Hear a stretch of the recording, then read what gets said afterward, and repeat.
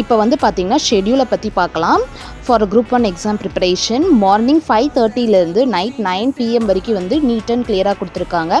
5:30லேருந்து 6 AM வரைக்கும் current affairs and முன்னாடி நாள் படித்ததை வந்து ரிவைஸ் பண்ணுங்கள்.